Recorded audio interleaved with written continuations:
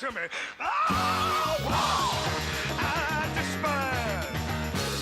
Cause it means destruction of innocent lives. War means tears to thousands of mothers die when their sons go off to fight and lose their lives. I said war. Good God, y'all. What is it good for? Absolutely. Nothing. Get said again. War. Lord. What is it good for? Absolutely. Nothing. Listen to me. War. It ain't nothing but a heartbreak. War. Friend only to the undertaker. Oh, war is an enemy to all mankind. The thought of war blows my mind. War has caused unrest within the younger generation. Induction, then destruction. Who wants to die? Oh, war. Good God, y'all.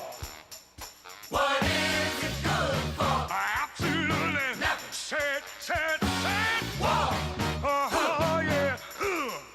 What is it good for? Absolutely. Nothing. Listen to me. War. It ain't nothing but a heartbreaker. War. It's got one friend, that's the undertaker. Oh, war has shattered many a young man's dreams. Made him disabled, bitter and mean. Life is much too short and precious to spend fighting wars each day. War can't give life, it can only take it away. Oh, war! Good God, y'all. What is it good for? Absolutely. Nothing. Say it again. War. Oh, Lord. What is it good for? Absolutely. Nothing. Listen to me. War. It ain't nothing but a heartbreaker. War. Friend only to the undertaker. Woo! Please love and understand and tell me, is there no place for them today? They say we must fight to keep our freedom, but Lord knows there's got to be a better way. Oh, war! God, y'all. What is it good for? You tell them. Say it. War. Good God, now. What is it good for? Stand up and shout it.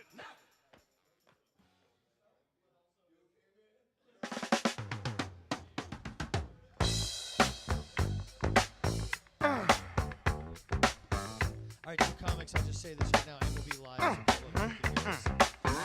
We're going to kick off by special guest Eric Sobczak. Ray Mitchell still not here, so go Eric, Saavan, Niki, Saavan, Niki, Eduardo. Ow, she's a brick.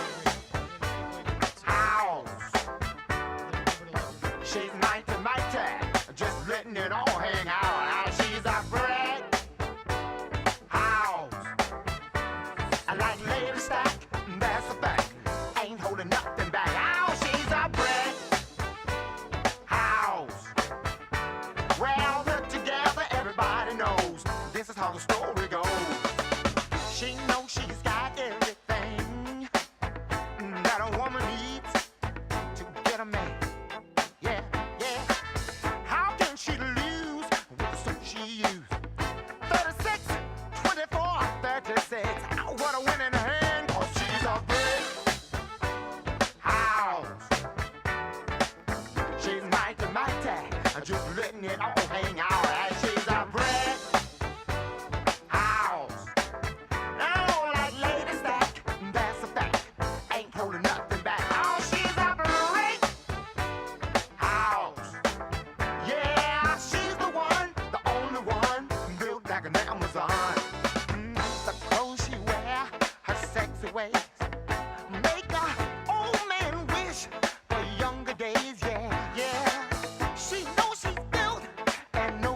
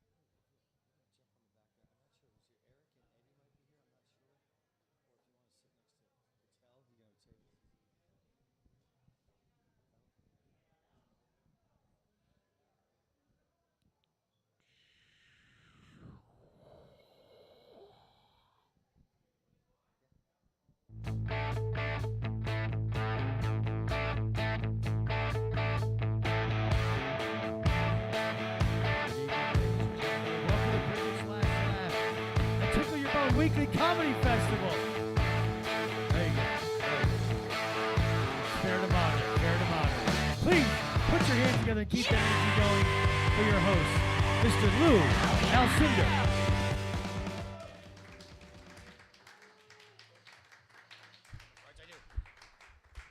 Thank you very much. My name is Sean McCarthy, a.k.a. Lou Alcindor, Mr. Kareem Abdul-Jabbar, before he went full Muslim and changed his name. Lou Alcindor. I'm changing my name to that. Thank you very much. Welcome to the show. I'm Sean. We're here every week doing stand-up comedy at Brigett's Last Laugh. And we have 7 of the funniest comedians this week that we could find in a Home Depot parking lot looking for work, a.k.a. trabajo. Dos judeos entraron a una bar y capello. One Mexican gets it. Let's hear it for Eddie Cruz for knowing Spanish. 2 Jews walked into a bar and bought it. That's right. On the 6th night of Hanukkah, folks, 2 Jews walked into a bar and bought it. L'chaim, Baruch Natai, Yachenu Machai. Okay, let's move forward. And, okay, so it is the 6th night of Hanukkah. Let's hear it for all the Jews in the audience. 1 or 2, probably. Who's that? Is that Sierra Renee Miranda just walked in with Dan Johnson? Ladies and gentlemen, what a treat. Sierra Renee Miranda just walked in to hang out with Dan Johnson, the infamous duo. Let's hear it for those 2 hot shits. Just cool cats. Sierra's one of the funniest comedians in the world. Just came probably to watch the show and intimidate these rookies on tonight's show. You sons of bitches better be funny or Sierra's going to kick your ass. Not true, not true. All right, welcome to the show. Be serious. So I have a few announcements to make at the start of every show, of course. I always like to mention a few people that we love to talk about and mention, and that you should too. And, heads up before I continue any further. We are live right now. We're live streaming on MySpace. Thank you. I'll be here all week. Try the veal.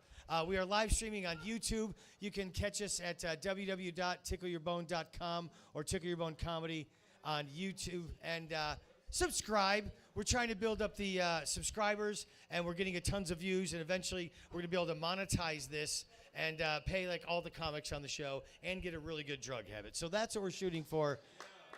So as I look into camera 2, please subscribe to TickleYourBone.com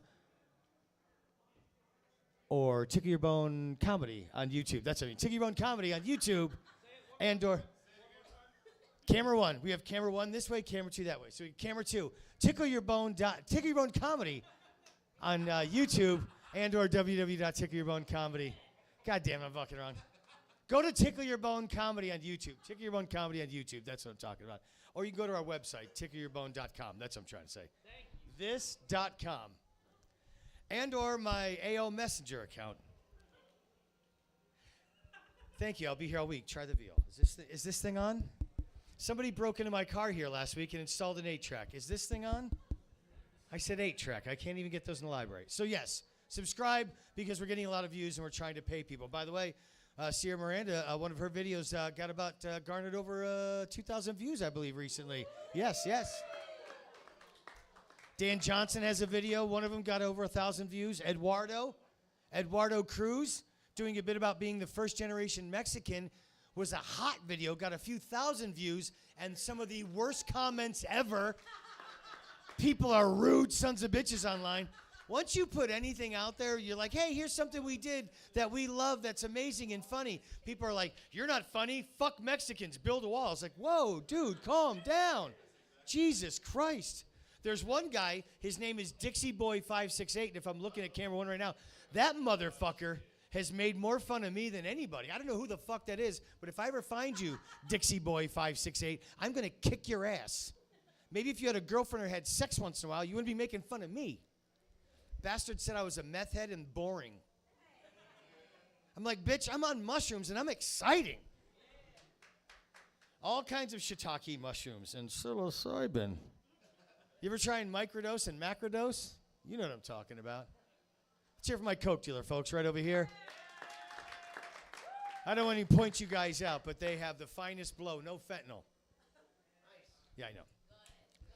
So yes, please subscribe, and that's all I have to say about that. Also, I'd like to say if you need to get yourself a bagel and want one of the best bagels outside of New York City, go see Bagel Fields at 29th and Thomas. Amazing, amazing people. If you have anything solar and you need it cleaned, go find Complete Solar Care and talk to Lyndon. Complete Solar Cleaning. That's what I said. Complete Solar Cleaning. I wrote that wrong. Complete Solar Cleaning. If you have a solar panel on a bagel, he'll clean them both, folks. Complete Solar Cleaning. Seriously, call Lyndon, and let's hear it for Teddy Fexafetadrine on the back there and audio visuals. Little Fexy, we call him. Little Fex. Little Fexafetadrine. He's a rapper who took too many antihistamines. We call him Little Fexy. If you need a haircut, go see Tina Sanchez. Find her on Instagram. She'll do a tattoo and cut your hair, or do a tattoo of hair on your head. If you need to be, if you want a really nice haircut and you're in Tina's like over in like Mason, Chandler, that side. If you want to get one closer to home, go see Carrie Medina at Crescent Salon, and she'll probably tell you a joke and do improv while she cuts your hair. I'll give a big shout to that. A friend of ours, Tanika Smith, is doing a New Year's Eve date night. Look her up online, Tanika Smith. She's doing it raising money for the troops, and we always like to say, support the troops, all troops, Girl Scout troops, dance troops, camera 1, camera 2. This is a big one. Every Saturday between 2 and 4, if you want to go sip and toss cornholes, you're going to want to get to 5915 West Bell Road and see Bree Gustafson having her sip and toss cornhole event every weekend between 2 and 4. And yeah, Bree. Bree, wherever you are at home. And I don't know what sip and toss or cornhole is, but it sounds erotic as hell, and I'm about it.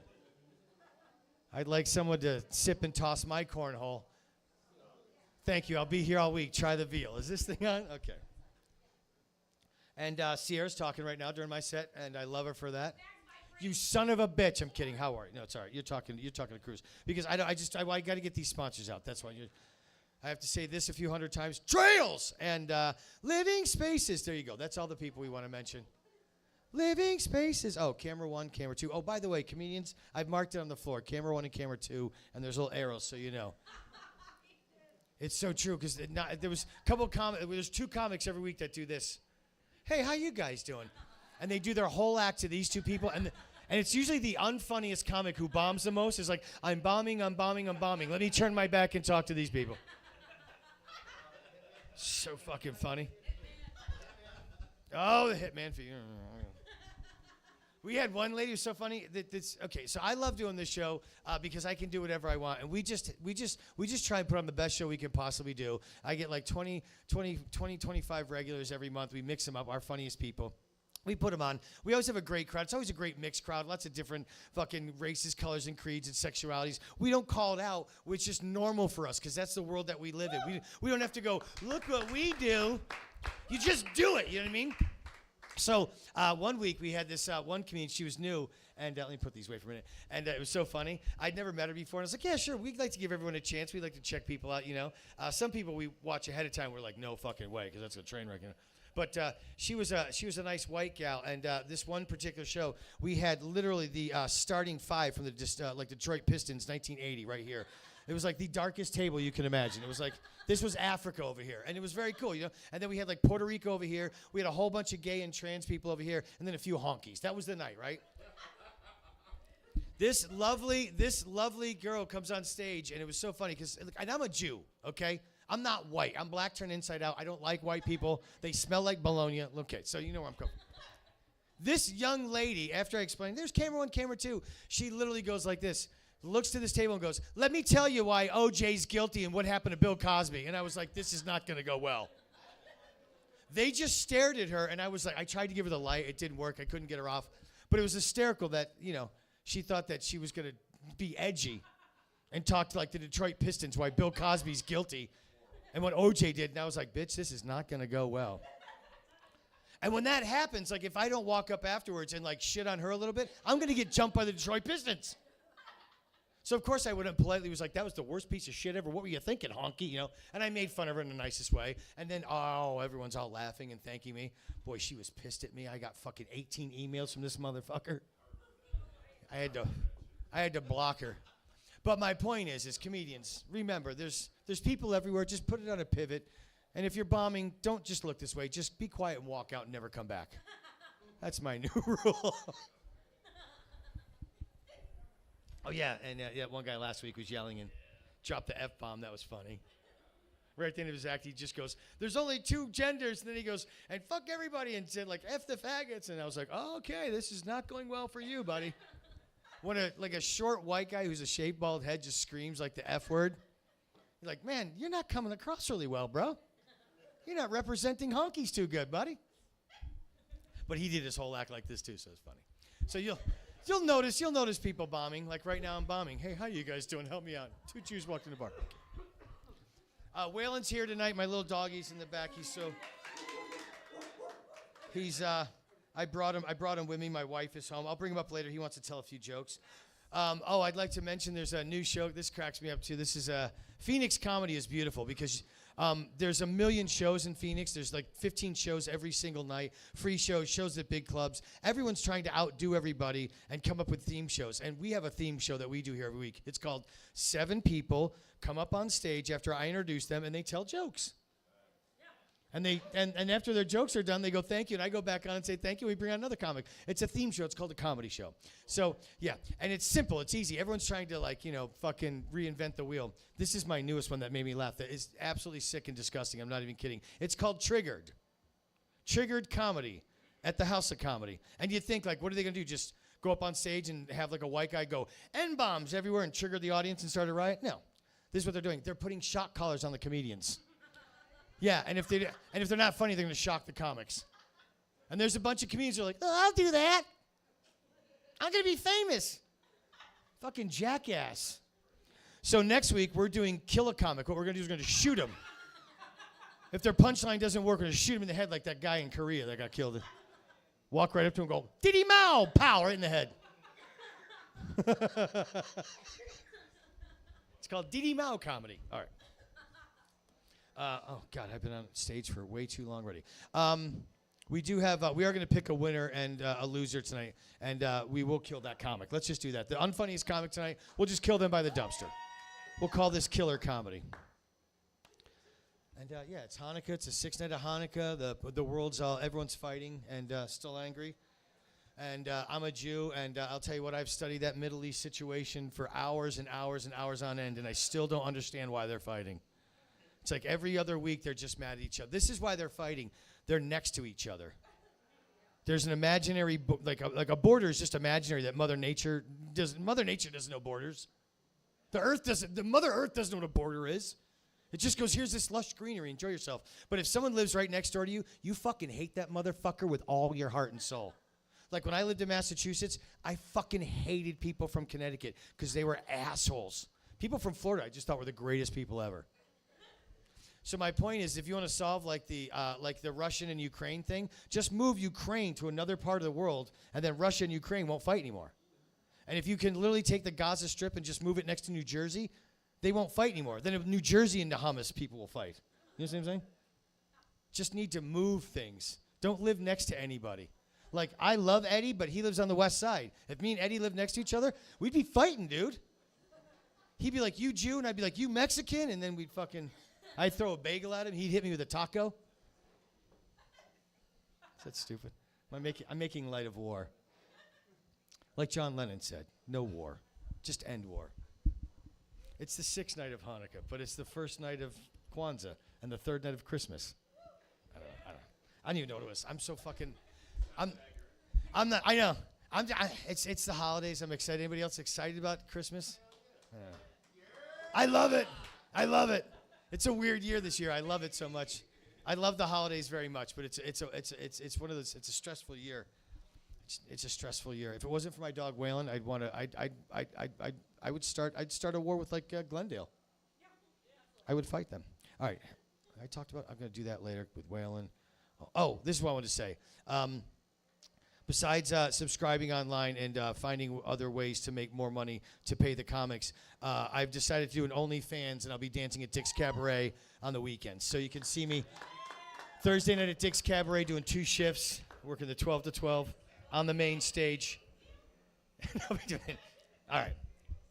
I've had enough fun being a wise guy. So we have 7 of the funniest comedians that we could find in a Home Depot parking lot, and we're going to start wheeling them out right now. I don't think Rayboy Mitchell's here yet, but Eric Sobczak is in the house, and we're going to get him on to kick things off. And if Rayboy doesn't show up, we'll be all right. We got Eric here, and if he comes, we'll get him on at the end. But ladies and gentlemen, this man, I'm so thrilled he's here. I think he'll be here next week. We haven't heard so much. We love him dearly, but he just popped in tonight, and I said, Do you got a hot 5 or a hot 10 you can hit us with? He goes, yeah, dude, I got you. He literally is what I call the definition of a comedian. If you look up in Webster's dictionary, you'll see a picture of Eric Sobczak. Please put your hands together for Mr. Eric Sobczak.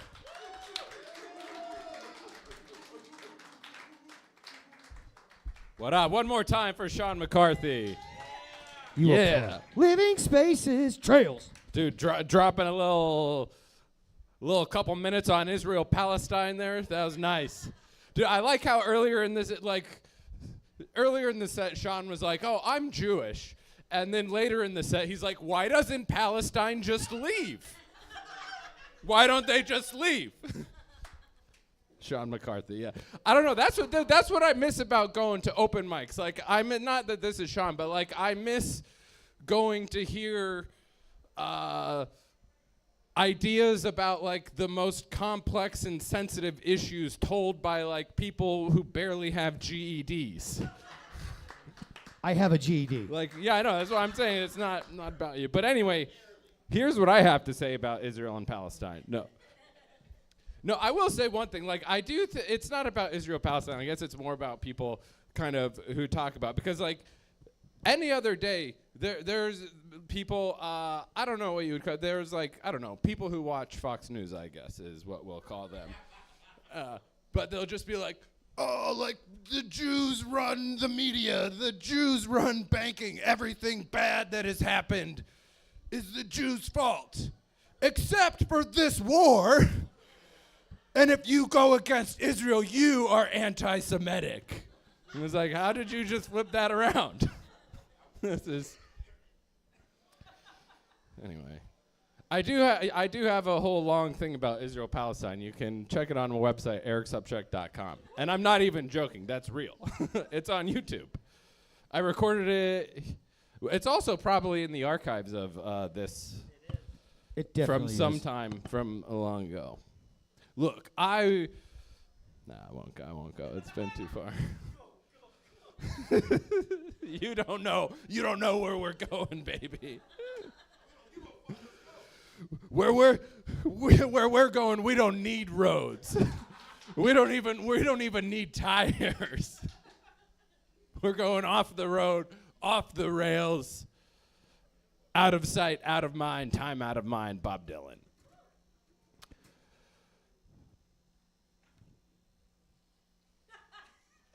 I was going over my jokes in my head to see if I thought they were funny enough to tell you guys. And you guys laughed till back. All right. We'll just talk about, okay, like, did you ever, maybe more so, I'll ask you, well, yeah, I'm violating rule 1. Hey, Eddie, did you ever went into your younger, mischievous days, did you ever try to light a fart on fire? Yeah? Dude, okay, same here. Has everyone else? If you've tried to light a fart on fire, make a fart noise on 3. 1, 2, 3. Oh my God, I'm 39 years old and I'm like, hey, let's make fart noises. All right, Eddie, when do you think was the first time, like what year was the first time in history that someone tried to light a fart on fire? 1292.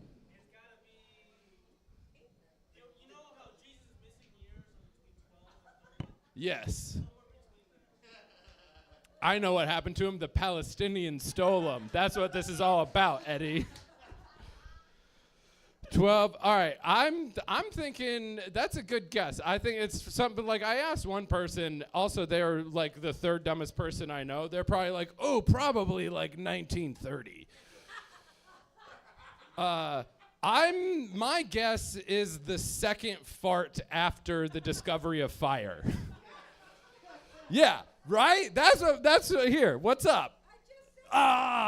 You know, because like it's you discover fire, then the way it goes. Yeah, did you just say you were there? Ask us about the discovery of fire. And the flame of our love burns just as long. Give it up for these couple over here. Yeah. I do think it was the second fart after the discovery of fire. Because here's the timeline. You discover fire, you fart, and then you're like, oh shit, I could have put that on the fire. That'd have been cool. I wonder what would have happened. Then the second fart, that's what you do. You're anticipating the next fart to put it on. Anyway, yeah, I don't know, man. I'm 39 years old. I just talked about farts. I guess I'm into farts comedically. Farts are hilarious. But I do, like, I've been on the internet long enough to know that people are into some weird shit sexually. People are into farts sexually. And I think that would suck, I think, to be into farts. Like, I'm not saying that you suck if you're into farts. I'm saying it probably would suck to be into them. Because you're just somewhere and someone farts, and then now you've got a boner. And that sucks. And then everyone's just like, oh, who farted? And you're like, yeah, gross. Who was it, though? That's gross. Who made that fart? You know, you just get a whiff of a fart and you're just like, I should call her. You know? Living farts. Okay, no, never mind. I don't know if you guys saw what I was doing. I just thought I thought I had to pee for a second, but I didn't. I should call her. Yeah, that's a I'm into pee stuff joke. I don't know. I did it one time. I would do it again. What up? Dude, you know how it is. Just the duality of comedy. We're talking about Israel, Palestine, and farts.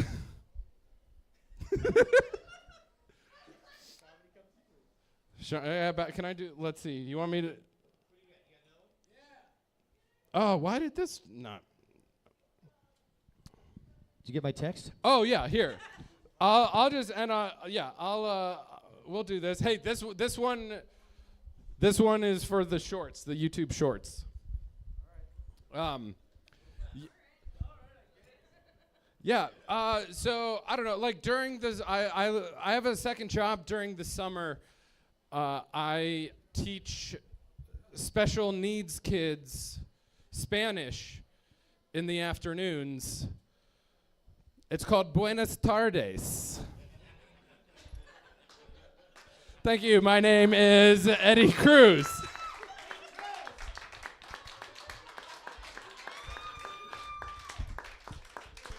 Eric Sobczak. Is this thing on? Try the veal. Try the veal. Yeah, kiss. This is Waylon. This is why I haven't written a joke in 3 months. You squirrely, you got something? He asked me today, he goes, Dad, what do you do with a dog with no legs? I said, what? He goes, Take him for a drag. Is this thing on? Try the veal tacos. What do you call a dog with no legs? what? Nothing, he ain't coming. It's rough out there. It's rough, I tell you. All right. Coming to the stage now. Waylon. I know, he's so I love him so much. Watch, give me kisses. Watch, give me kisses. Give me kisses. No, kiss the mic. He's about the mic. Okay. So this next man coming to the stage, we love dearly. He's very funny. He's like a teen heartthrob. He's on 16. He's on all the magazines that the girls buy, the posters. He's hotter than Scott Baio. Please put your hands together for one of our favorites, Mr. Saavan Patel.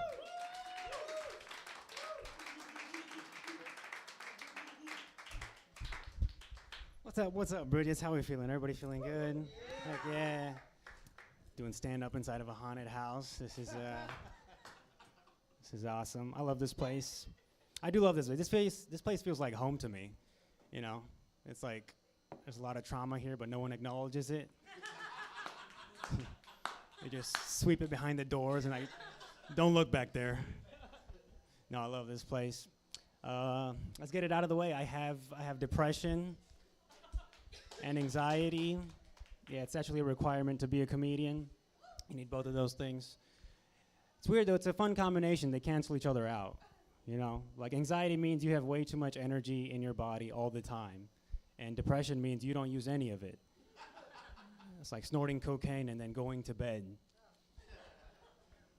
Yeah, anxiety's getting better. I'm working on it. Stand-up used to be really hard, but now it's like a good anxiety. You know, like it's very scary, but it still feels really good. It's like anal.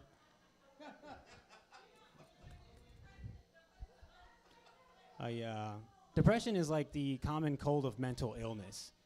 You know, like you're probably gonna get it at some point. You don't want to be around people who have it. And chances are someone you love gave it to you. Oddly enough, having depression is like kind of empowering, to be honest. You know, because like I just don't worry about stuff that I'm like, I don't care about anything. Like, I go, what if the oceans flood the globe? Well, I can swim, so I'll be fine. Or I won't be. Either way, I don't care. What if aliens come and destroy our planet? Again? You know, like either way, I don't care. That's what depression is, right? It's just committing suicide, but passive aggressively. You know, like I don't want to blow my brains out, but I also don't want to pay for health insurance. They find a tumor in me, just leave it in. We'll see what happens. That was a little too dark for you guys. It's okay. Don't feel bad for me, okay? I am attractive.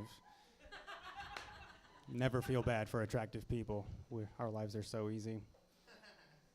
Makes dating pretty easy, you know, easy to get with women. I'll be honest with you, I'm like pretty terrified of women. I mean, I'm afraid of men too, but in very different ways. Like men pose a physical threat, right? Women don't pose a physical threat, right? Like even a woman who fights for a living, like I'm pretty sure I can outrun her. It's not a problem. But mentally, it's very scary. First girl I ever dated told me that if I ever broke up with her, she'd kill herself. I was like, man, my dick is amazing. Like you can make a girl come, but I can make her end her life. You understand? Once you go brown, it all goes down. Yeah. So I am married. Yeah, we don't keep any knives in the house, and I get very scared when she takes naps. But other than that, it's going fine. No, I'm kidding. I broke up with her a long time ago, and unfortunately, she lived. Yeah, she's still around. Good for her. I'm the one who's going to therapy. Second girl I dated told she cheated and then she left to be with the guy she cheated with, and I was like, man, I really hope that guy ends up cheating on her with me. I mean, I'm not gay, but for that kind of revenge, I'll make an exception. But I'm trying to put myself out there more. I'm on the apps. Anybody here on the dating apps? No? Was that you got one? What app are you on? Hinge? How's that going? What do you? Not good. Not good? You and me both, buddy.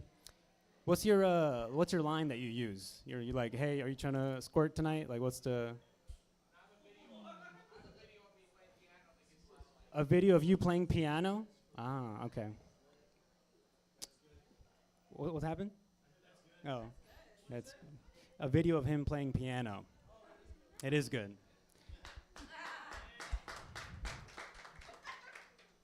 Exercise. Yeah, I'm on the dating apps. I'm on this Indian dating app. It's called Tinduri.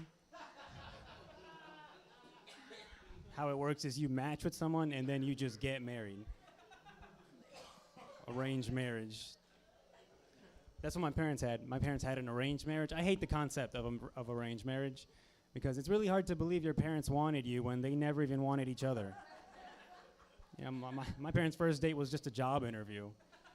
And then they both showed up to the wedding like, I vow to tolerate this person's behavior until death do us part. and I just hope they go first. It's like, I don't want that. All right, I jerk off to Nicholas Sparks movies. I want something real. My mom wants me to get married. She's like, you need to get an arranged marriage, marry an Indian. I'm like, you've divorced 2 of them. Like, what do we? System's broken. We should try something else. You know. My mom was very strict growing up, so I had to like lie about very trivial things. You know, like most kids sneak out of their house to go get wasted at a party. I snuck out to go get Korean barbecue. You know, you have to make sure you don't come home smelling like alcohol. I had to make sure I don't come home smelling like a double-double from In-N-Out. My mom used to spank me a lot as a kid. I was very rambunctious, so I got spanked a lot. She used a leather slipper. That was her weapon. Yeah, it's a very common weapon among moms across cultures, right? We call it a champol. Latin people call it a chancla. Filipinos call it chinela. Black people call it a belt. And white people call it go to your room. That's why they're the happiest. We should learn from them. It's fine. Everything's fine. I'm attractive. I always knew I wasn't the favorite child. You know, like my mom would always say that she never had a favorite child, but I always knew she was lying. I always knew that it was my cousin. He did everything right. He went to college, graduated, moved out, got a job. He got an arranged marriage. And I'm over here like, well, at least I'm funny. It's cool though. My mom's actually pretty racist. She is. She's not racist out of hatred. She doesn't hate anybody, but she is racist out of fear. You know? Like she'll call me and she's like, hey, make sure you never trust anyone unless they're Indian. I'm like, that's not right, Mom. We should trust everybody unless they're Indian. She wanted me to be a doctor, which I don't understand why, because I would never make a good doctor. You know, like I don't want that kind of responsibility on airplanes. Like if someone has a heart attack and they're like, is there a doctor on board? I'm like, well, there was, but I'm on vacation right now, so I'm off the clock. I was on YouTube the other day. I was on this rabbit hole of conspiracy theories.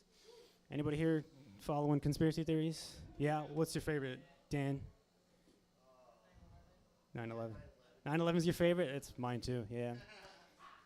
I'll be honest, I never believed in any conspiracy theories until Jeffrey Epstein happened.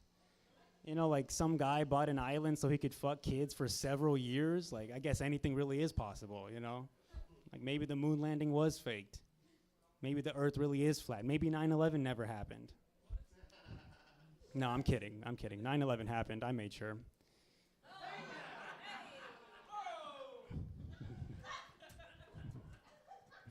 Get it? Because I'm a terrorist? Okay. Oh, I just want to talk about one more thing, and then I'm going to get out of here. You guys know about ChatGPT? Yeah? Okay. For those of you who don't know, all you need to know is it's like Google, but way more efficient. Right? It's a robot that you can actually talk to. So naturally, being a comedian, I wanted to, test it out. So the first thing I said was, tell me a joke. And it goes, why can't you ever trust atoms? Because they make up everything. Solid joke, right? So I was like, all right, tell me a joke about self-driving cars, because I wanted to see if it's going to make fun of its own kind. And it was like, why did the self-driving car get a ticket? Because it didn't have a driver's license. Solid joke. And then I was like, all right, I want to see how much this thing really knows and if it's accurate. So I was like, all right, who is Kim Kardashian? And it goes, Kim Kardashian is a media personality, businesswoman, and socialite who first gained fame through TV show Keeping Up with the Kardashians. I was like, all right, tell me something that most people would not know about Kim Kardashian. Kim Kardashian comes from a prominent family. Her father was Robert Kardashian, lawyer of O.J. Simpson during the trial of the 1990s. I'm still not getting what I want. So I said, all right, tell me something most people do know about Kim Kardashian. And it says she is known for her internet presence, sharing various aspects of her personal life with millions of followers.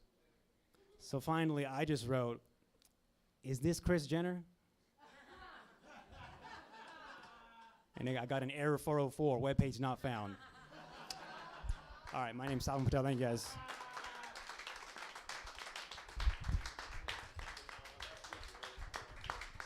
Ladies and gentlemen, Mr. Saavan Patel, let's hear for that hot shit right there. Fucking Kardashians. Ladies and gentlemen, Mr. Michael Tesfaye, Golden Platinum member. He's been here since 1958. He rode the first Harley to the front door in 1958 and started a knife fight with a guy named Shorty. Mr. Michael Tesfaye. Okay. Yeah, you know. The first and only Gold and Platinum member. All right. Oh, coming to the stage now, this young lady. We're very thrilled that she's here. I believe last month she was supposed to be here, and there was an earthquake or a tornado near her house or something happened. Did we miss you last month? Something happened? Both, right? Yeah, exactly. It was a hurricane. That's what it was, during the hurricane. Her hamster caught COVID, and she had to cancel. That's right. She didn't want to vax her hamster. This next comic is a non-hamster vaxing bitch. No, I'm just kidding. She didn't even have a hamster. Can hamsters get COVID? Do you ever vaccinate a hamster? Guys, I smoked DMT with my friend right before I came on stage. I'm kidding. All right, ladies and gentlemen, coming to the stage now is one of our truly delightful and loveliest. And like I said, we missed her last month, I think due to some strange anomaly. But we're so thrilled that she's back this month, and she's going to wow you with her brilliance. Please put your hands together for the wonderful Miss Niki Marinis.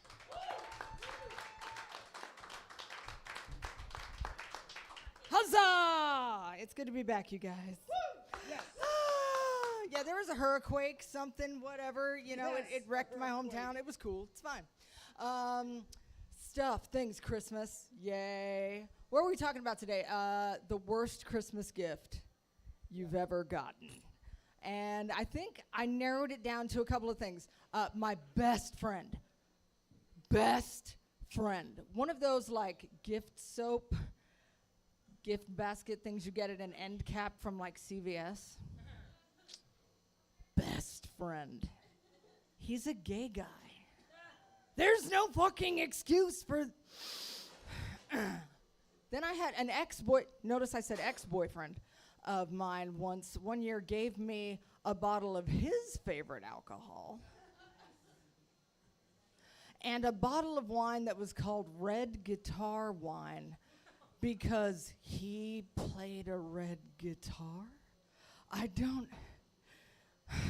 went to college. I'm smart. I don't understand these things. And I really like the year that my family, as a family, we decided, me and my siblings and my parents were like, you know, I have nephews. They were like, let's get the nephews something. We won't get each other Christmas gifts. Okay, cool. And then I realized, oh, I'm the only one who's single.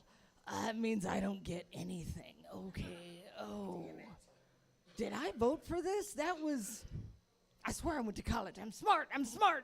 SMRT. I'm very smart. So Christmas, Hanukkah. It's Hanukkah. Yay. So my dad was a Holocaust denier. This is a fun time of year to bring that up. He's dead. I can talk about him shit. It's cool, beginning yeah. to look a lot like Hanukkah. Yeah. No, and what is truly hilarious about that is a comedian friend of mine back home has a Holocaust denier joke. And I'm going to tell it to you right now. Andrew Carrillo, this is Andrew Carrillo's joke. And I was like, I need to go home and tell my dad this because my dad is a weird dude.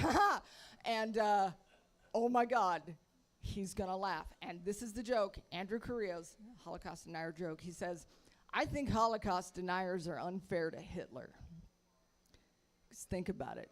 You spend your whole life working on this one project. And at the end of it, everyone's all, no, you didn't. No, you didn't. I read about it on Breitbart. No, you didn't. And I ran home and I told my dad. I told my dad this joke, and my dad went, And that was like the greatest response I could have ever hoped to get from my dad. Oh my God, it was the biggest victory. Oh, my dad was a bit of an odd bird. Like, people talked about seeing my dad the way people talk about seeing Bigfoot. Bit of a recluse. Like, they'd be like, I saw him once. He came to the window in 1993. I'm like, yeah, that's right. I remember that day. I remember. I documented it on the calendar. It's true.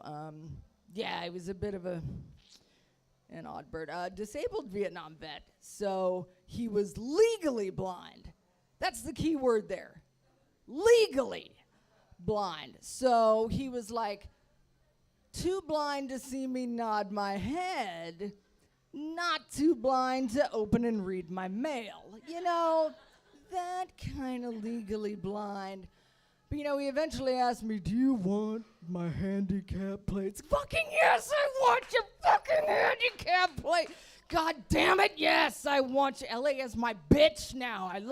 God damn, he was tired of paying for my parking tickets. It's really what it came down to. That's why he offered them to me. Because he literally couldn't open his eyes. Agent Orange is a bitch. Could not open his eyes. They were closed all the time. So this was my dad. He had to open his eyes with his finger. So driving with him was super fun until he eventually stopped driving. So yeah, like in the hospital when he was dying, like seriously, he opened his eye. He opened his eye and looked at me and went,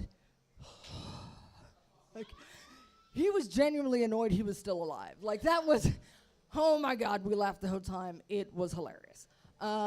So, yeah, they told him that he could not pass this beautiful whatever disease he had on to his kids. So my older sister doesn't have it, and my brother doesn't have it, but it landed on the comedian's face. What? Yeah, so no, people would ask me, broad daylight, walk up to me and say, oh, did you get punched in the face? Do you have a glass eye like I'm Sammy Davis Jr. or Columbo or something? Yeah, no. And it used to be like just flat out like Forrest Whitaker is my spirit animal, just like straight up like that. So, you know, I've had a lot of surgery to try to fix that lovely feature on my face. And so I'm in the UCLA Medical Center waiting to have one of these lovely surgeries. And a nurse comes in and tells me that I have to take a pregnancy test before they'll put me under anesthesia. And I said, haven't had sex in a year, probably gonna be okay. And my dad says, well, once we get your eyelid fixed, that won't be a problem anymore.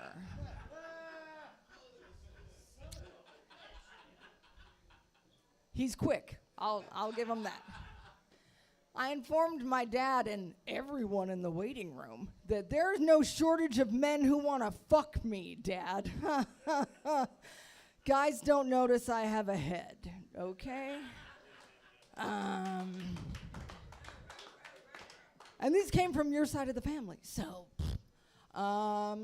Guys don't notice I have a head. The wonk eye, not keeping guys away. I think the neediness and desperation doing a fine enough job on their own.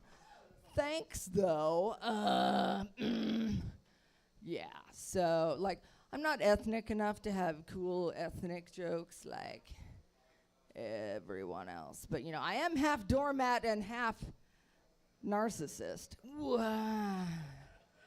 Yeah, you can't tell by my skin tone, but you can tell by my therapy bill. Dad may be dead, but he's still paying for it. Oh, yeah, that credit card, it just doesn't go away. Yeah. Yeah, I don't, why am I single? I don't know, it boggles the mind. It really does.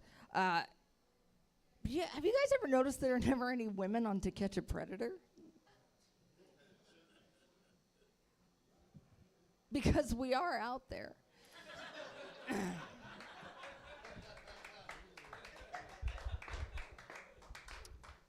You know, I mean, I saw my old high schools looking for a new librarian. I like books.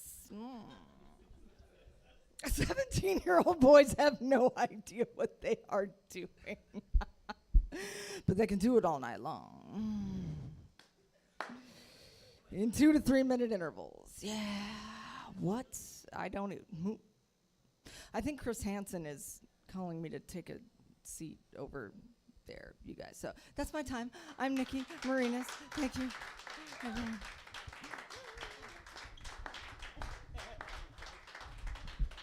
Ladies and gentlemen, Niki Marinis. Let's hear it for this hot shit.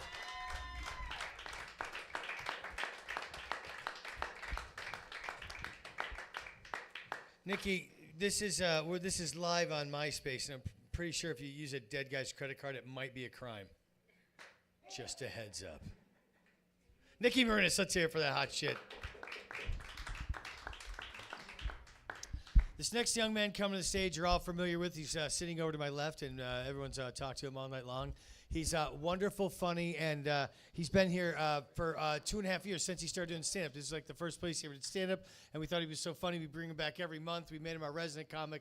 We love this next young man. He's original and charming and wonderful. Please put your hands together for the one and only Mr. Eduardo Cruz.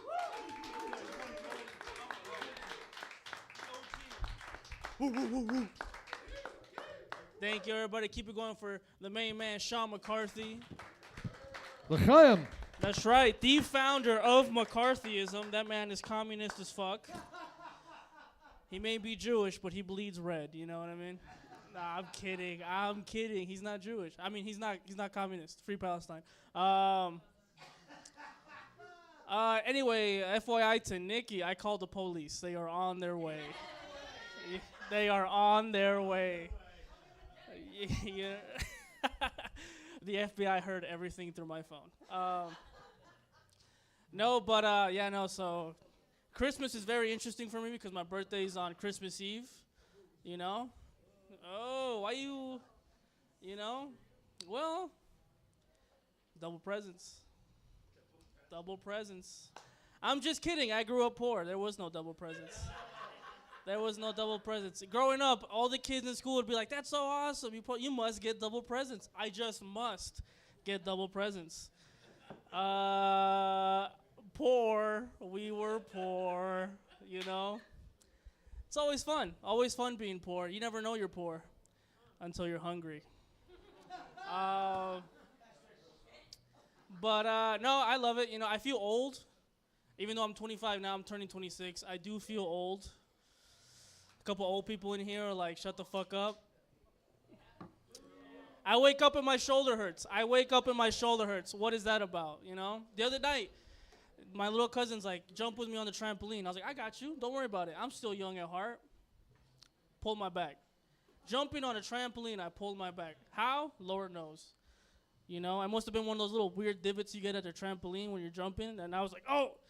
And then I must have pulled something because I just was like, oh. And you know how, like, Godfather 1 ends? With, like, Don Corleone, like, dying, playing with his, like, little grandson? Yeah. That's how I felt. I just fucking went right back. And then my dumbass little cousin just kept jumping like nothing was wrong. I'm over there fucking crawling to get out, dying. Like it was the beaches of Normandy, you know, just. And then he was just jumping, making it worse. Little bitch. No, but, you know, it happens. We get old. I don't really, you know, people fear death, getting older. People are like, oh, my God, I don't want to die. I don't really care. It doesn't really bother me. What really scares me, right? Honestly, like, I'm not afraid of death because, like, God forbid, here's the hypocrisy. God forbid I get a brain tumor or something. I have, like, 10 seconds to live. You can take me in 4. It doesn't matter. Like, I'm ready. You know what I mean?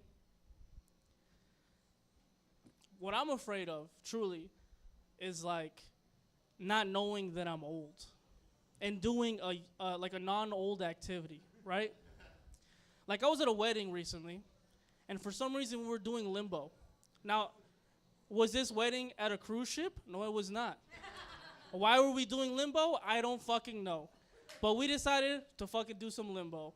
I saw this old guy, God bless his soul, get down low, and he never got back up. We had to put the whole wedding on pause, you know? Everybody's like, oh my God, is he okay? That's what I fear. I don't want that to happen to me. And yet here I am playing basketball. And then I get crossed up. And I can't get back up. I touch the floor. It's so damn but my ankles get swollen, my fucking knees start hurting, the sciatica starts acting up. I'm 25 years old. What the fuck is happening? You know? That's life, I guess. That is life. But you know, on a funnier note, did you guys see Joe Biden fall? I don't know if he fell recently, but just the fact that he falls a lot, you know, you guys believed it. And you know, being a president, you're known for many things. It's just really stupid that he's gonna be known for falling all the time, right? Like you have Gerald Ford fell a lot, right? That's right. Researching this joke, I found out that Gerald Ford did fall a lot, you know? Then you got Bill Clinton, known for not having sexual relations with that woman. Not with that one. Not with that one. You know, and then you got Ronald Reagan. You know, introducing crack to America. More specifically, the black suburbs of America. Dude, being a president must be dope. You're just known for a lot of things. Like Abraham Lincoln was famously assassinated. Very famous. People call it an assassination. I think it was a suicide. Honest. No, that's a puzzled look you're giving me. Hear me out. It's happened at Ford's Theater, right? Old-ass theater. How do you not hear John Wilkes Booth, big-ass balls? Because you have to have balls to kill somebody. Even bigger balls for it to be the president of the United States. Dragging up the steps of old creaky-ass Ford's. I'm in a movie theater, and when kids are, I can hear every fucking little kid on their phone, and it pisses me off. Imagine being the president of the United States. You can't hear steps being creaked and croaked and whatever the fuck the words are. English isn't my first language. And then, like, when I fuck up, I can feel my mom about to hit me, so I dodge that shit, right? How do you not feel a gun being pointed at the back of your head? I think, you know, because once you free the slaves, what else are you going to do in life? Your life is, you've done everything at that point, right? So he just wanted to die. He just wanted to end it. You know, that's quite the conspiracy, but I think it rings true. I think it rings true. Honest. Anyway, to get away from there, I see a younger man right here. Yo, my man. How old are you? You're 18 today? Woo, woo, woo! Bro, let's go. Hey, yo, happy birthday, my man. Happy birthday. Nikki, there's an 18-year-old in the audience. Dude, I remember I turned 18 once. Dude, let me ask you a quick question. Is it gay to wash your ass? Wash your ass. Is it gay to wash your ass? I don't know. Because, like, I know it's technically your ass, but it's still a man's ass. You know what I mean? This is something that I was contemplating the other day as I was washing my ass. I was like, yo, is this suspect? And then I just let go of the soap. You know what I mean? I was like, yo, pause. You know what I mean? Pause. You know what I mean? So that was a little question I had, you know what I mean? But sucking dick is good as long as, you know, you're in prison, right? That's not gay. That's just prison. That's right. You just gotta survival. Hey, yo, Mike. I had a finger in the ass once. You know, you gotta find a loophole where you can get it. You know what I mean? No homo, of course. I'm not gay. I'm not homosexual. I'm a homosexual. You feel me, Dan? Homosexual. All right, then that's been my time, y'all. I appreciate y'all. My name is Eddie Cruz. Keep it going for Sean McCarthy, everybody.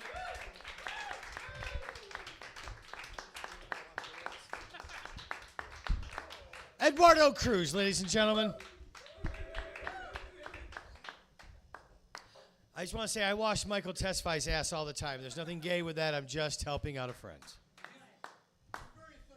Very thorough. Yeah, there's a true story. My best friend, who's no longer with us, Scotty Arnold, may God rest his soul, rest in peace, sir. He rode motorbikes and he blew out his knee, and he blew out his shoulder like in an accident. He flipped off his bike and he had to get like his ACL and he fucked up his shoulder, right? So he was kind of like laid up. He couldn't do much because the right side was all hurt. And I was working as a waiter at the time. I was like literally 25 at the time when I was living here in the early 90s. And so he couldn't really do anything. So I lived in the house with him and his brother, and he couldn't do anything. So constantly rolling joints, going and getting lunch, just helping him out because he was a mess. And Scotty also dealt weed. So people were coming all over all day to get weed, and I was always waiting out the bags for him because he couldn't do it. And then people would be like, "Wow, it's so cool! You're really helping out Scotty." I'm like, "Hey, that's what friends do." And then I would go in the kitchen. I'd come out with like yellow gloves on. I'd go, "All right, Scotty, let's get in the bathroom. Let me wipe that ass for you." And they go, "Wait, what?" I go, "Yeah, you can't do it, dude. What do friends do? You wipe your friend's ass." And they're like, "Oh, okay." And we wouldn't tell them we were joking. And they would just be like, "Okay, great." And they take the weed and leave. It's the funniest look on people's face. Me in yellow gloves. I'm gonna wipe my friend's ass. He's hurt. What are you gonna do? You help out, buddy. All right, coming to the stage now, this next young man who's been here every month for the past couple months. Another one of our fucking new, funny people that we love dearly. He's got the same name twice. It could be squared. It could be 2 times, but we call him Mr. Jimmy. Come on now.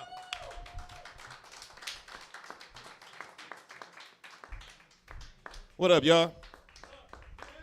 Keep it going for your host, Sean motherfucking McCarthy. All right, camera 1, camera 2. All right, now I don't have to acknowledge those motherfuckers no more. I've done my part. I will not do any further. Mr. Tesfai, how you doing, man? You make it hard to tell the same jokes up here, man. While you're just fucking sitting here. Yeah. You're like a refinery and shit, right? He makes us all fucking better. We got to get our shit together. Good shit, Eddie. No, you something else, man. See something else. What's up, guys? I'm gonna give the cameras the back for a second so I can talk to y'all. You said what? I already got it taken care of in the beginning. Where the fuck were you? Jesus. Gonna go fucking Back to the Future with these motherfuckers. Son of a bitch. 1.21 gigawatts. Shit. So, yeah, my son just turned 18. And thank God, right? Thank God. And no, he's not ready. Maybe with some other guys that I trust without me. So, did you hear what I said, that I trust? You missed that whole fucking part. Jesus Christ. Listen, we can hang outside for about 10 minutes smoking the joint, then we'll be friends. But yeah, when he goes to his first titty bar, I want to go with him because I want to make it awkward for him. You know what I mean? I just want to sit there and stare at him sitting in my chair with a straight back. Cross my legs and shit. I never fucking cross my legs. But yeah, man, I'm proud of him. I'm happy that he's turning into a great young man. He's got his license. He was actually in his first accident a couple days ago. Somebody rear-ended him. So he got rear-ended, so it wasn't his fault. He didn't receive any citations. He walked away unscathed. The people in the back were fucked up. Like, I prayed for him already so we can laugh. I don't know who said that time plus events equals comedy. Time plus tragedy equals comedy. I don't know who said that shit, but that's real. So it's been a little while. I'm sure they'll be all right, but they got fucked up. The front of their shit was smushed. So we're going to get our shit totaled out, and my son's safe. Basketball season is in full swing. No injuries, no stiffness, no back, neck, none of that shit. So one more time, give it up for my son.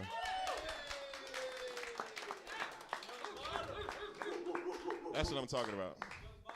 All right, I just gave you the first 3 minutes, nigga. The rest of this shit is about you. Nah, I ain't gonna. I ain't gonna do that. But you know what? One thing I will do, right? Because this motherfucker listened to some bullshit. Like the music he listened to. No, I wouldn't. Like, listen, I could listen to T Grizzly. It's some of these other. Name one. The one. Baby Tron. This nigga don't even rap to the beat, bro. He just talk while the music on. Like, he just talk while the music on, but I'm gonna tell you something. Because I got caught up in a loop, right? I got caught up in listening to some bullshit because it tickled a certain part of my fucking cerebellum or whatever the fuck you want to call it that fucks with the music upstairs. But listening to him come to me in random times during the day and tell me the lamest fucking rap lines I have ever heard in my life. Like, they don't even rhyme. They're just sentences. And he come and saying to me, Dad, listen to this. Get the fuck out of my face. Go clean your room and take a bath. Like, I just, he asked me to listen to a song. I'm on my way to work, I listen to the fucking song. The boy spit 3 verses, I liked 2 bars.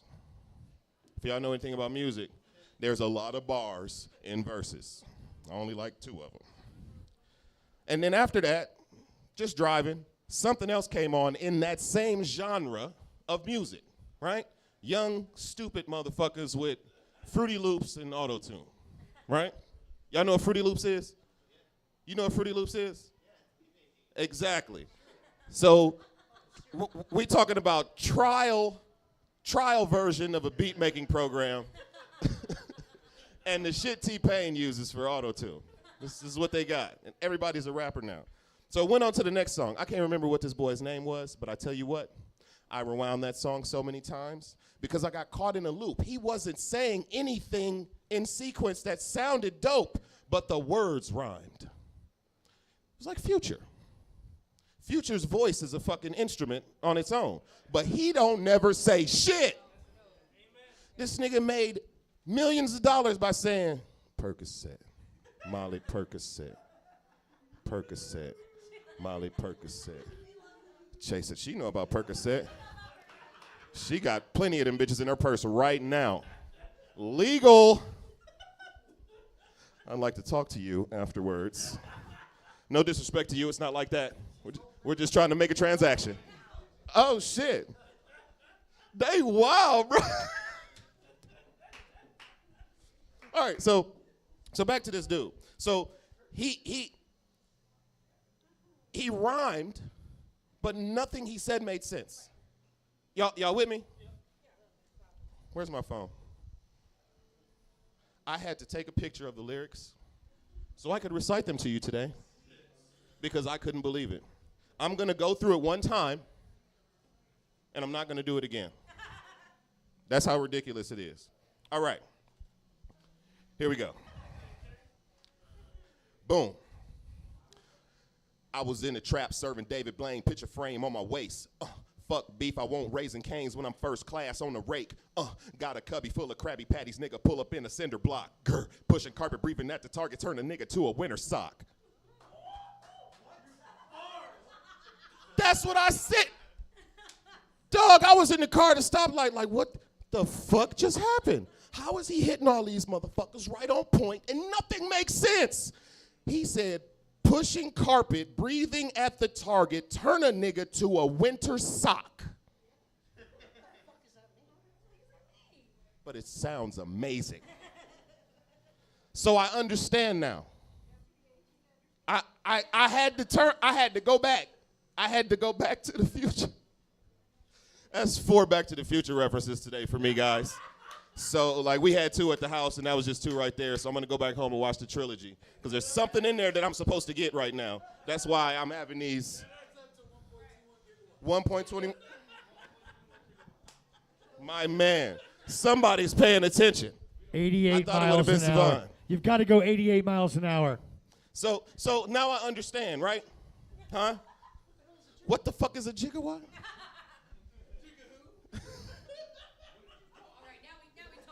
Now, hey. Hey, we're all friends here. Let's keep being friends here, all right?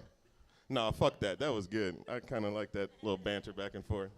But yeah, so that's me learning about my son, right? Like that's me understanding where he's coming from by listening to the shit that he listens to. Now, mind you, it had to be snuck up on me, right? Like somebody had to be like, listen to this shit. And with me, you know, me not paying attention, I listened to it. And it was like, yo, he ain't saying shit, but he's saying some shit. Like, you know what I mean? So it gave me a better understanding of who the fuck this guy really is and what he understands and what he likes. And as a parent, that's our job, right? It's our job to guide these motherfuckers through this life best we know how because shit has been rough, right? Like, everything is expensive as shit right now. I don't know how people making $80,000 a year are living check to check. That shit is real. Like, that shit is really happening right now, right? So, when it comes to shit like that, right, you gotta really figure out what it is you can do to make ends at least fucking look at each other. Like, they're not gonna meet. They're not meeting right now. The motherfuckers at least gotta just be pointing in the same direction. So it came down to a few things, right? Talk to people I know. Why don't you drive Uber, drive Lyft? No, I don't want to be raped. I don't like rape, or at least being the recipient of rape. That's not, yeah, I mean, that might be your thing.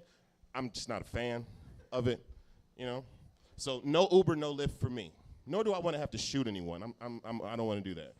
McDonald's, not really. Because if you show up asking for ice cream, we're going to have a problem.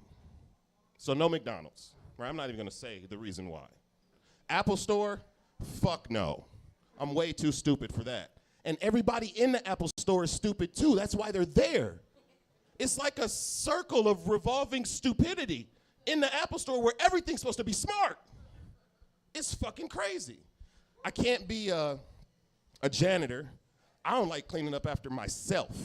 Definitely wouldn't do that shit for people I don't know, right? So it came down to a couple options. It came down to, and this was given to me by somebody who I trust very closely, right? They said, you can either be a drug dealer, right? Or you can find yourself a sugar mama. I said, shit. And the person that told me that was my wife. So I said, it's easier to put on polyester pants than it is to find a plug, right? You don't gotta look over your shoulder. All you gotta do is check the mailbox, right? So what I did was I put on me a nice leisure seersucker suit, right? Straw hat. Tomorrow, I'm gonna be at the Savers at noon. Everything's half off then.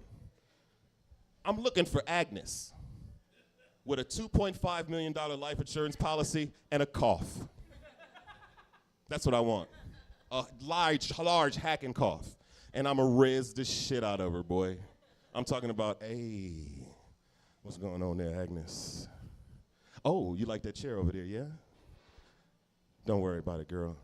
I'll pick that chair up, take it all the way to your car, put it in the back of your truck, then I'll follow you home. Take it out the truck, take it all the way upstairs, put it in that back room where you want to. By this time, Agnes's teeth fell out. And I was really turned on. Hey, they call me Jimmy, y'all. Have a good night. Give it up for your host, Sean McCarthy.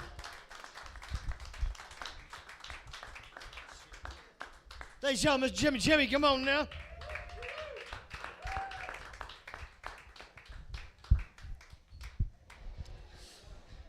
Rap music makes no sense, you son of a bitch, you listen to shit. You ever hear about the Beatles, young man? She loves you, yeah, yeah, yeah. That was music. I'm just kidding. Let me tell you something, kid. Long Beach is a spot where I serve my king. Follow me, follow me, follow me, follow me. Okay, so stupid. I know one rap. But I will tell you, my favorite rapper of all time, greatest rapper ever, Vanilla Ice. Okay, I'm kidding. So stupid, what an asshole. Such an asshole. I'm kidding. I saw a clip of him the other day, and I laughed so hard. I was like, I can't believe that was huge. The dances he was doing was so on point, but so bad, so hacky. So horrible. All right, ladies and gentlemen, we're down to our last two comedians. This next hot shit is one of our all-time favorite hot shits. We love her dearly. Please be kind and listen up to one of the greatest of all time, Miss Kat Schindler.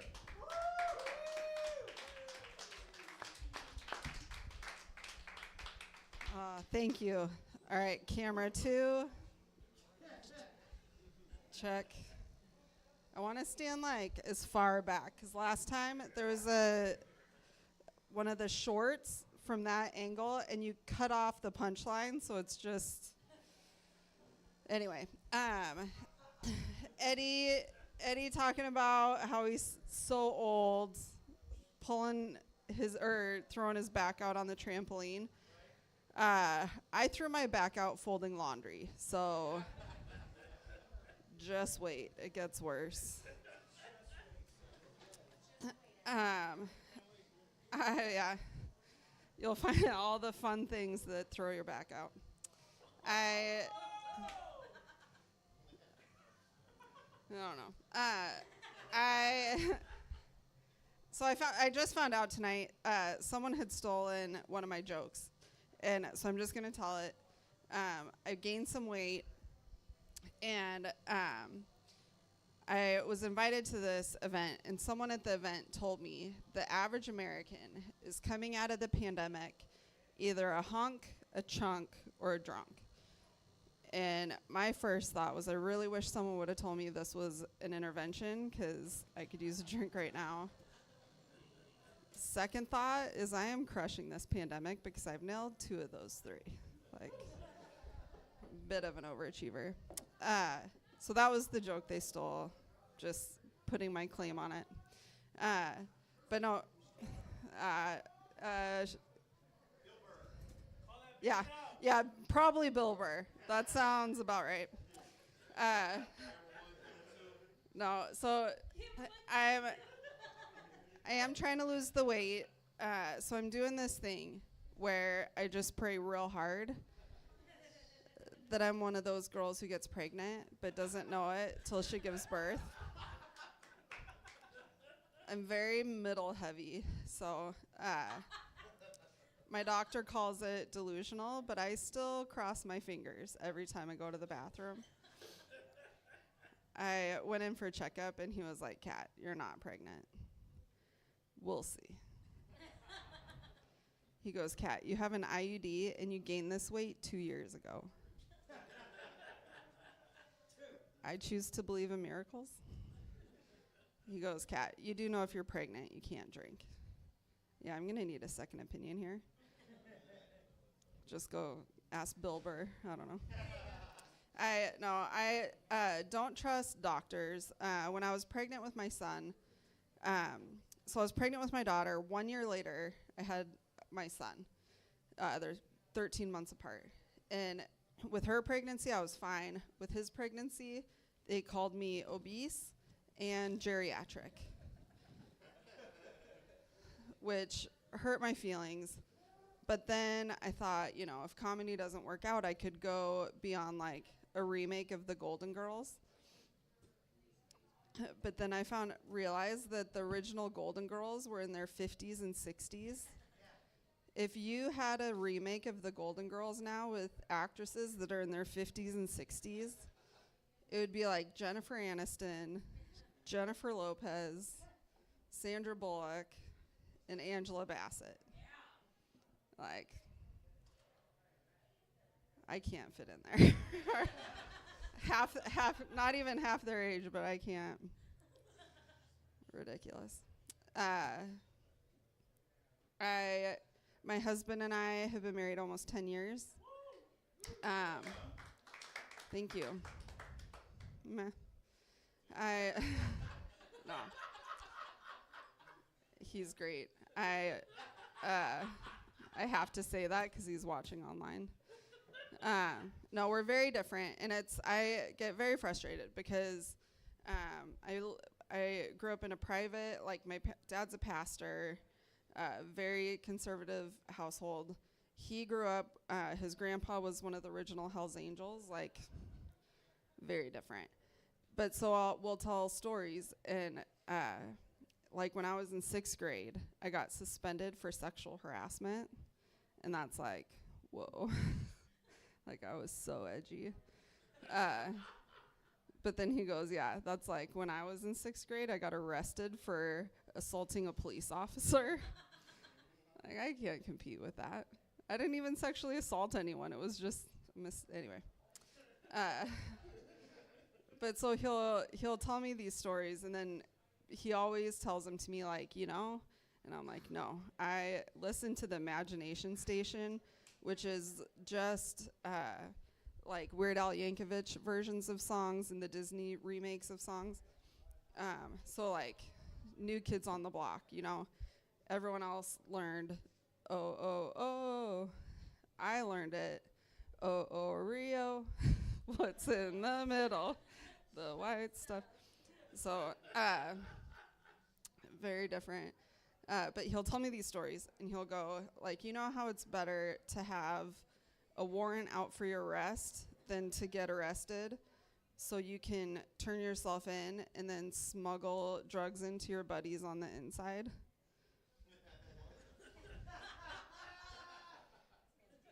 I did not know that.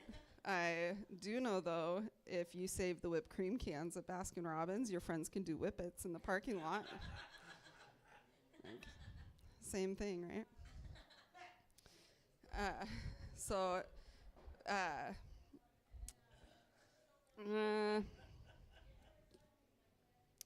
I'm trying to, I don't really have a punchline for this yet, so I'm just going to see if anything comes to me while I'm up here. So talking about conspiracy theories, I like making my own conspiracy theory, but it usually just ends up being, I think that it's just someone gave their 2 weeks notice and they're like, I don't want to do the work. So they just make it up. Like the first guy who discovered that not all fingerprints are the same, you know, because it was like 1917 or something. There's no internet. Like, how do you have to check so many people's fingerprints to tell that none of them are the same. So I think it was just the guy who put his 2 weeks notice in, and they're like, we have to solve this case. And he's like, well, I'm pretty sure that it's that guy's fingerprints, like, case solved. Nope. Okay. Or it could have just been a guy that was, like, obsessed with fingers. Like, you know when you go on a date with someone and they just look at you too long and it's awkward? Like, I picture some guy just staring at girls' fingerprint or fingertips in his room. Instead of, like, a pinup, he has, like, those handprint cards hanging up. I don't know. We'll see. Maybe I'll work on it. Another one I don't have a joke for, but in Boston in 1919, so about the same time as the fingerprint guy,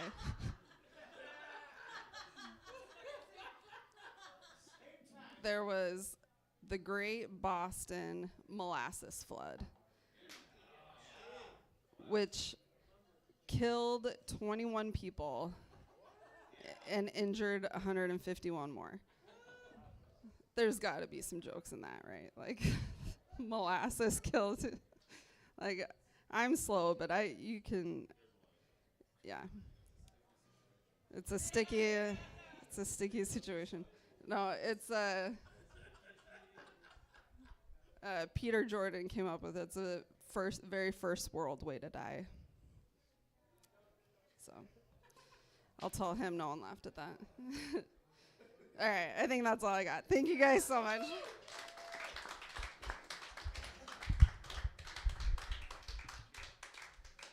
It's Kat Schindler with the world's greatest premise. That's funny way to end it. It's a great way to end this set. I have a great premise. You guys figure it out. Do your homework. Come back next week. And I love Peter Jordan, but that's the worst punchline, that son of a bitch. He failed you purposely. He did that to you purposely, Kat. I would kick his ass. Kat Schindler. Let's hear for that hot shit. I was born in Massachusetts, so I remember people would talk about that too. When I was a kid, I was like, molasses, no shit. That'd be a great setup for a joke someday, maybe. I was like 8 when I said that. I'm kidding. Kat Schindler, one more time, I love. All right, we're down to our last comedian of the evening, and I couldn't be more thrilled to round it out with this hot shit. He's been funnier than ever the past 3 times he's been here. I hope he doesn't drop it tonight. So stupid. Oh, I will say this. You know what's funny? Bree, Sierra's sexy lady. Bree is from Chicago. Do you know? Yeah, it's so funny because she's sitting right here, and Ricky during one of his last couple sets, he's like, "Fuck Chicago, fuck the food, and fuck Malort." So I looked at her, I was like, "Oh, Sierra's fucking girlfriend's gonna kick his ass." So Bree, if you're watching right now, I don't take responsibility for any of the Chicago shit he says. I love the Cubs, I love the food there, and I'm gonna be at your sip and toss cornhole this weekend between 2 and 4. Please put your hands together for the very funny and talented. This man hates Chicago, but we love his heart, Mr. Ricky Brindley.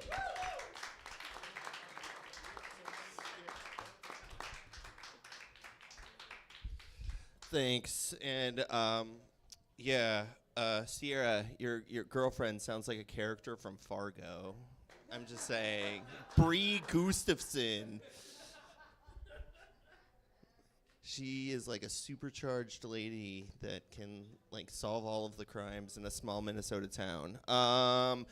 Dude, it's Christmas season. Everybody should be fucking happy and psyched. I got my Air Maxes Christmas edition on. Hell yeah. No, we go hard on Christmas. Like seriously, in my house, we love Santa Claus.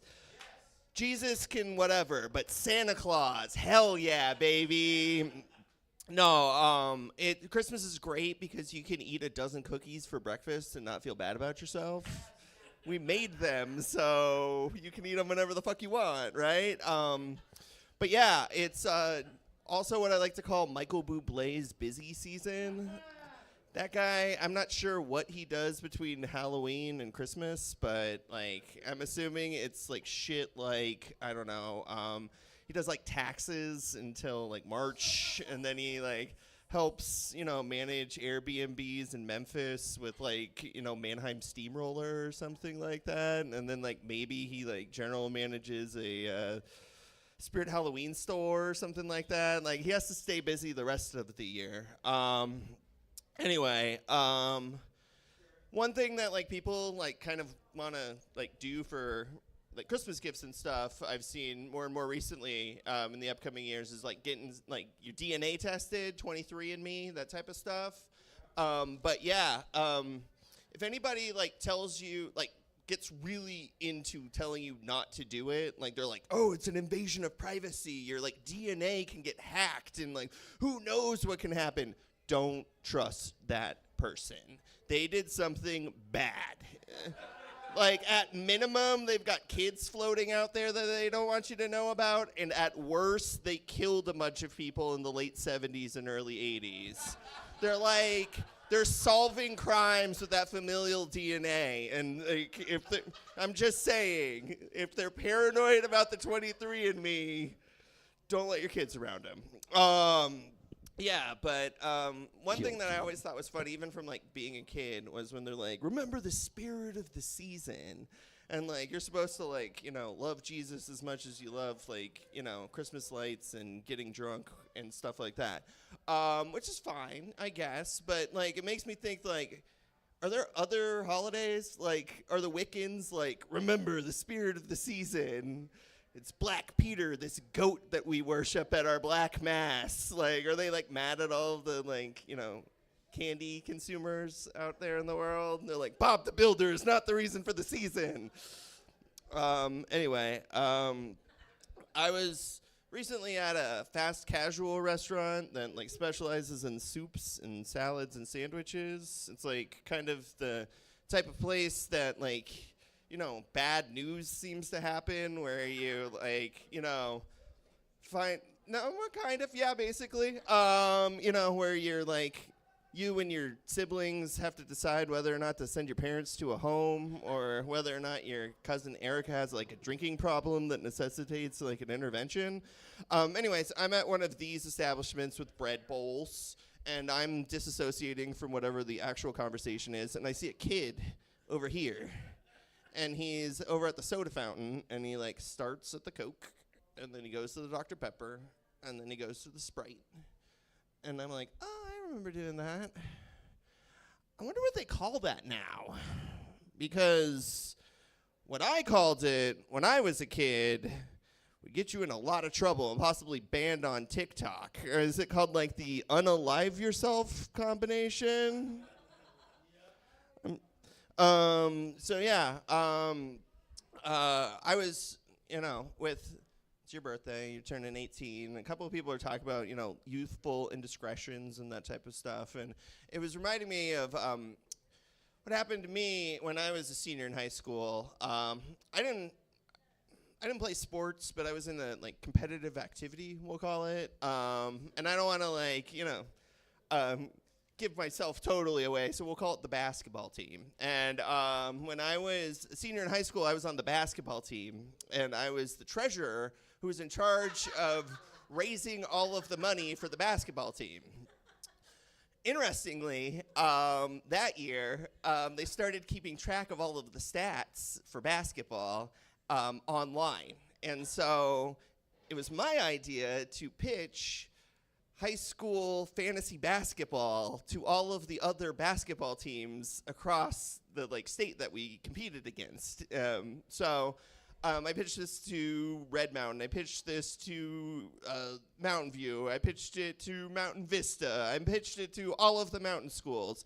And I got a bunch of different teams to draft themselves and other kids, and I organized the Arizona Interscholastic Fantasy Basketball Team and took all of their money and then staked my friend in a poker tournament instead of keeping that to pay back all of the other people. And my friend won. So now I'm sitting on over $1,000 in cash that we then just have a bunch of car washes that nobody shows up to.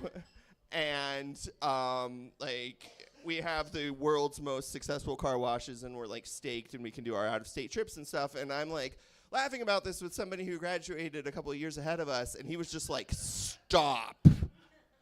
Quit talking. You are describing money laundering. You can it's a RICO offense. So some people stole a car or did whatever in high school, and I could have feasibly gotten myself locked up for 15 to 20 years. We're built different. Yeah, RICO. So, right? I'm trying to see. I've noticed something recently. Why do the Gen Zers think that they can bring the Jeffrey Dahmer glasses back? Have you seen this? The thin wire frames with the creepy glasses. It's rather disconcerting. I mean, who do they think they are? Michael Jordan? Do you guys not remember the time when Michael Jordan thought that he could have a mustache that was 2 fingers long? Yeah, he was in a Hanes commercial sporting a fucking Hitler stash, and no one was supposed to say anything about it. These commercials were running during football. So there were 16 weeks when we had to watch Michael Jordan multiple times with a Hitler mustache and be like, I guess it's fine. So, yeah, keep that in mind. Just twist from the past. One thing that I think is getting kind of weird is, is anybody still on Twitter? Because it's becoming basically faces of a death video without you even asking about it. They'll just be some guy. It'll be a Twitter page in your For You page that's called Human Carnage, and it's just a guy getting hit by a car or something like that, and you can't help it, and it's wild. It's literally reminds me of the early internet in the late 90s and early 2000s. You remember this, where you would just click on a link and then some shit would happen and your life would be destroyed? I'm serious. I ended up seeing a beheading video because Real Player wouldn't stop playing. It was just I pressed play, I was like, oh shit, this isn't fake, and then I just had to see it. But yeah, it was wild back in the day. But a lot of the stuff that like is like legal now was like still around. It's kind of weird. But you had to like know a guy. So like like instead of like Netflix and Hulu, you could get all of the cable stations. It was a thing called the box. It was awesome, but you had to know a guy, and it was like your mom's youngest brother or like a guy who was in your dad's karate class. And then you would get all of the cable channels, including HBO and like the porno channels, and it was wild. And like you can place bets now, but like you used to like have to like know a guy in order to do that even, or like get weed. So like it's just wild that like you go to dispensary now and you're like, I'd like an eighth, and then you have to like restrain yourself, and you're like, oh yeah, 8 balls are not allowed here. So anyway, I just have one more like kind of interesting observation about like these days. Has anybody gone to their hometown on Zillow and then like just like kind of like hit points of interest or like things that happened in your youth, and you're just sort of like, wow, I want $500,000 for the house where I saw somebody smoke crack for the first time. Or it's like, ooh, that pool almost haunted. Brett totally bonked his head, and I heard it when he dived into that pool. So it's just a fun little activity for all y'all. You guys have a great night. Merry Christmas.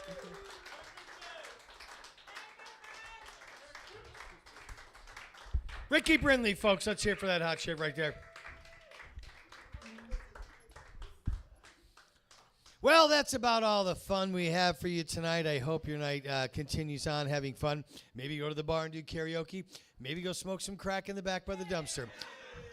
It's always a good time here at Brigett. Hey, we do this every week. Next week's our big pre-Christmas show, and we got a bunch of special guests on it. Sierra will definitely be headlining the show and killing it there. Dan Johnson will be on the show. Michael Tesfaye will be right here being wonderful. Please have yourselves a safe night, and thank you once again for coming out to Tickle Your Bone Comedy. We love you so much. Little Fex, kick it.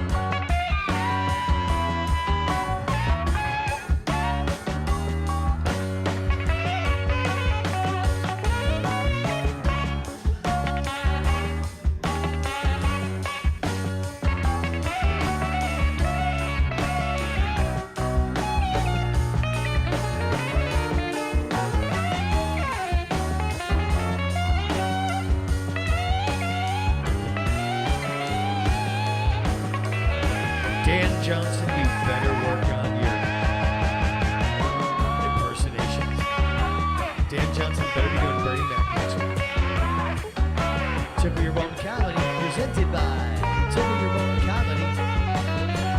Bagel Fields, get yourself a bagel at Bagel Fields. Complete solar cleaning with Linden. Tina Sanchez. Bree Gustafson's Shippetops Cornhole.